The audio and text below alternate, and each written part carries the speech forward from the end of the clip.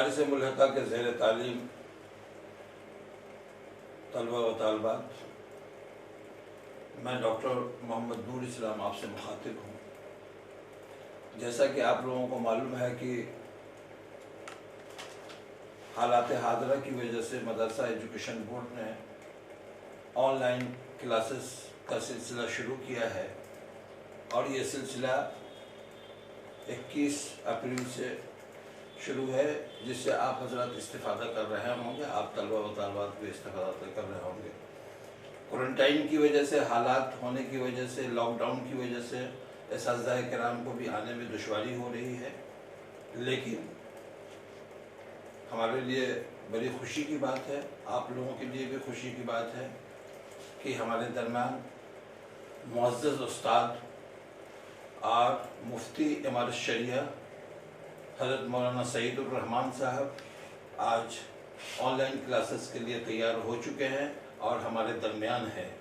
اب جناب حضرت مولانا سعید الرحمان صاحب سے گزارش ہے کہ آج سے درس کا سلسلہ شروع کریں تاکہ مدارس کے طلبہ و طالبات آپ سے استفادہ کریں۔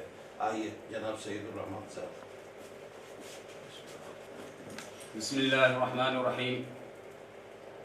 عزیز طلبہ و طالبات، آج درجہ مولوی میں جو سیرادی ہے اس کا درس ہوگا۔ سب سے پہلے چونکہ عزیز طلبہ و طالبات یہ پہلا فن ہے علم فرائض کا، اور اس سلسلے میں سب سے پہلی یہ کتاب سیرادی ہے جس کو آپ پڑھنے جا رہے ہیں۔ اس لیے مناسب معلوم ہوتا ہے کہ علم فرائض کی تعریف، اس کا موضوع اور اس کی غرض و غایت بتا دی جائے، تاکہ کتابوں کو سمجھنے میں آسانی ہو اور اس فن کو کیوں ایجاد کیا گیا ہے اس کو بھی آپ بہتر انداز میں سمجھ سکیں۔ تو علم فرائض کی تعریف یہ ہے کہ ایسا علم جس کے ذریعے میت کا طریقہ اس کے شرعی وارثین کے درمیان تقسیم کرنے کا طریقہ معلوم ہو۔ یعنی کوئی انسان انتقال کر جاتا ہے تو اب اس کی پراپرٹی اس کے وارثین کے درمیان کس طرح تقسیم ہوگی، اس کو اس علم کے ذریعے سے بتایا جاتا ہے۔ اس کا موضوع طریقہ اور ورثہ ہے۔ یہ طریقہ کہتے ہیں میت کی چھوڑی ہوئی چیز کو۔ کوئی بھی انسان جب انتقال کر جاتا ہے تو جس چیز کو وہ چھوڑ کر جاتا ہے اس کو طریقہ کہا جاتا ہے، اور اس کے جو وارثین ہوتے ہیں جن تک یہ چیزیں پہنچتی ہیں ان کو ورثہ کہا جاتا ہے۔ چونکہ اس فن میں طریقہ اور ورثہ انہی دو چیزوں سے بحث کی جاتی ہے، اس لیے اس کا موضوع طریقہ اور ورثہ ہے۔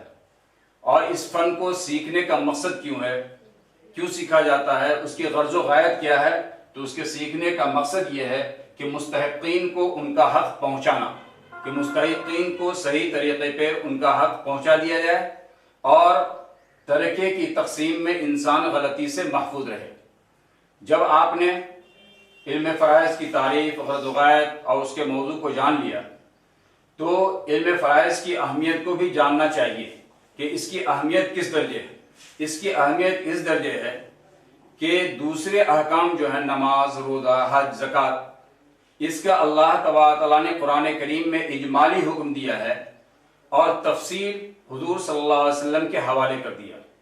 لیکن علم فرائض ایک ایسا علم ہے جس کی تفصیل اللہ تبارک تعالیٰ نے خود قرآن کریم میں بیان فرما دی، اجمالاً نہیں بلکہ تفصیلاً ذکر کیا ہے۔ اس لیے اس سے بھی اس کی اہمیت سمجھ میں آتی ہے، اور اس کی اہمیت اس بات سے بھی ہوتی ہے کہ اللہ کے رسول صلی اللہ علیہ وسلم نے فرمایا تعلموا الفرائض وعلموها الناس، کہ اس علم کو سیکھو اور دوسروں کو سکھاؤ، لوگوں کو سکھاؤ۔ فإنها نصف العلم، اس لیے کہ یہ آدھا علم ہے۔ یہ سراجی کی عبارت ہے، جو حدیث کے الفاظ ہیں میں نے اس کو دہرایا کہ تعلموا الفرائض وعلموها الناس فإنها نصف العلم، کہ علم فرائض کو سیکھو، لوگوں کو سکھاؤ، اس لیے کہ یہ آدھا علم ہے۔ گویا کہ دنیا کا سارا علم ایک طرف اور دوسری طرف یہ علم فرائض کا علم ہوا، یہ آدھا علم ہوا۔ اب اسے آدھا علم کیوں کہا جاتا ہے؟ اس کی وجہ تسمیہ کیا ہے؟ تو اس کی وجہ تسمیہ یہ ہے کہ انسان کی دو حالتیں ہیں، ایک زندگی اور دوسرے موت۔ تو جتنے بھی علوم ہیں ان علوم کا تعلق زندگی سے ہے، اور یہ وہ علم ہے جس کا تعلق موت سے ہے۔ تو انسان کی دو حالت، ایک زندگی اور دوسرے موت، چونکہ اس علم کا تعلق موت سے ہے اس لیے اس کو نصف علم قرار دیا گیا۔ دوسری وجہ نصف علم ہونے کی یہ بتائی گئی ہے کہ سبب ملک کے جو اسباب ہیں وہ دو ہیں، ایک ہے اختیاری اور دوسرے ہے غیر اختیاری۔ اختیاری جیسے کہ ہم نے کسی سے کوئی چیز خرید لیا، کسی نے ہم کو کوئی چیز ہبہ کر دی، گفٹ کر دیا، کسی نے کوئی چیز وصیت کر دی ہم کو، ہم اس کے مالک ہو گئے، تو یہ تو انسان کے اختیار سے ہوتا ہے۔ تو ایک ملکیت کا ایک سبب اختیاری ہے اور دوسرا سبب غیر اختیاری ہے۔ غیر اختیاری یہی ہے کہ کسی کا انتقال ہو جاتا ہے تو لازماً اس کی جائیداد اس کے وارثین کو مل جاتی ہے لازمی طور پر۔ حتیٰ کہ فقہ کی کتابوں میں یہ بات لکھی ہے کہ اگر کوئی شخص ترکہ لینے سے انکار کرے تو قاضی زبردستی اس کے حوالے اس کو کرے گا، چونکہ یہ اس کا سبب جو ہے یہ غیر اختیاری ہے۔ تو ملکیت کے اسباب دو ہیں، اختیاری اور غیر اختیاری۔ اس علم کا تعلق چونکہ غیر اختیاری سے ہے اس لیے اس کو نصف علم کہا گیا۔ اب کتاب میں آگے یہ بات بتائی جا رہی ہے کہ ترکے کی تقسیم کس طرح سے ہوگی۔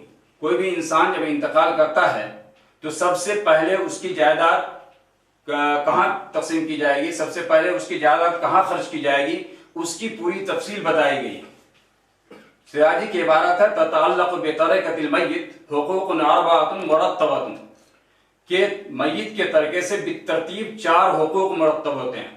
سب سے پہلا حق خود میت کا ہوتا ہے کہ میت کی تجہیز و تکفین کی جائے گی بلا تبذیر ولا تقتیر، بغیر اسراف کے اور بغیر بخل کے۔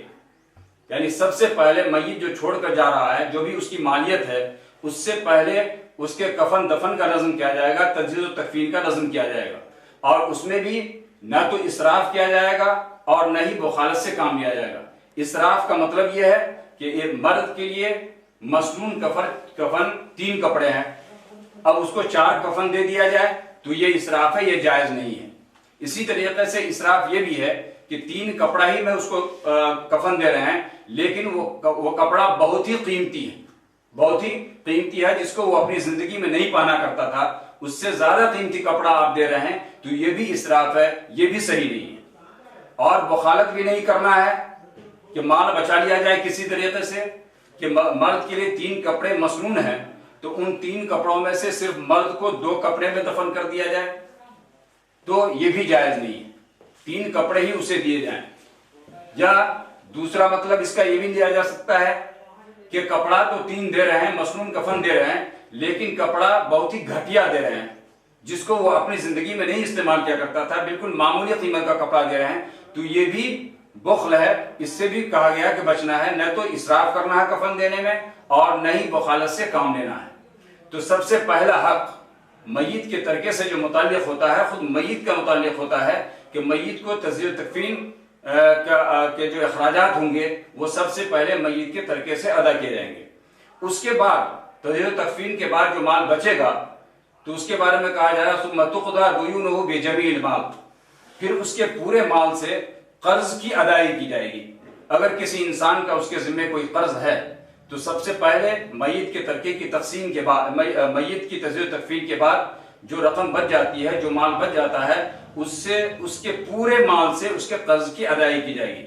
اس کا مطلب پورے مال کا یہ ہے کہ اگر ایک شخص کا انتقال ہوتا ہے، وہ 500 روپے چھوڑ جاتا ہے اور دوسرے کا 500 روپے قرض بھی ہے، تو 500 روپے سے اس کا قرض ادا کیا جائے گا، اس میں سے اس کے وارثین کو کچھ بھی نہیں دیا جائے گا۔ اس لیے کہا گیا ثم تقضى ديونه بجميع المال، کہ پورے مال سے اس کے قرض کی ادائیگی کی جائے گی۔ اب قرض کی ادائیگی کے بعد بھی اگر مال بچ رہا ہے، مثلا کسی شخص کا قرض 500 روپے ہے، میت 1000 روپے چھوڑ کر مر رہا ہے، تو 500 روپے اس کا بچ رہا ہے قرض کی ادائیگی کے بعد، تو یہ 500 روپے جو بچ رہے ہیں اس کو کس طرح تقسیم کیا جائے گا؟ تو کہتے ہیں اب اس کے بعد قرض کی ادائیگی کے بعد نمبر آتا ہے وصیت کا۔ اگر میت نے کسی کے لیے وصیت کیا ہے، اور وصیت کہتے ہیں کس کو؟ وصیت کرتے ہیں اضافت الشیء الی ما بعد الموت، کہ مرنے کے بعد کسی چیز کی اضافت کرنا، یعنی مرنے کے بعد اس کی ملکیت اس کی ملکیت دوسرے کے لیے ثابت کرنا، یہ وصیت ہے۔ مثلا کوئی شخص یہ کہے کہ میرے مرنے کے بعد میری فلاں زمین، میرا فلاں روپیہ فلاں کا ہوگا، تو یہ وصیت ہے۔ تو اب وصیت کے بارے میں یہ کہہ رہا ہے کہ اگر کسی نے وصیت کیا ہے تو اس کے بعد وصیت کا نفاذ ہوگا، یعنی اس کے ثلث مال سے، 1/3 مال سے وصیت کا نفاذ۔ قرض کی ادائیگی تو پورے مال سے کی جائے گی، لیکن وصیت کا نفاذ صرف 1/3 مال سے ہوگا۔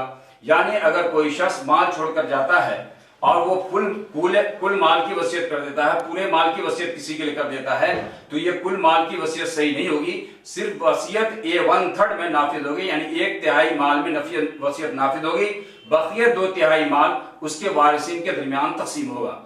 تو تیسری ترتیب ترکے کی تقسیم کی وہ یہ ہے کہ اس کے ذریعے سے وصیت کا نفاذ ہوگا، یعنی 1/3 مال سے وصیت کو نافذ کیا جائے گا۔ اب 1/3 مال سے وصیت کے نفاذ کے بعد جو مال بچ رہا ہے وہ اس کے شرعی وارثین کے درمیان تقسیم ہوگا۔ تو یہ ترکے کی تقسیم کا یہ اصول اور ضابطہ اس سراجی میں بتایا گیا ہے کہ سب سے پہلے تجزیہ و تکفین کا عمل اور اس کے اخراجات کو پورا کیا جائے گا، اس کے بعد مال بچے گا تو پورے مال سے قرض کی ادائیگی ہوگی، اس کے بعد اگر مال بچ رہا ہے تو ایسی صورت میں 1/3 مال سے وصیت کا نفاذ ہوگا، اور اگر اس کے بعد مال بچ رہا ہے تو پھر ایسی صورت میں جو مال بچ رہا ہے وہ اس کے وارثین کے درمیان تقسیم ہوگا۔ جزاکم اللہ خیرا۔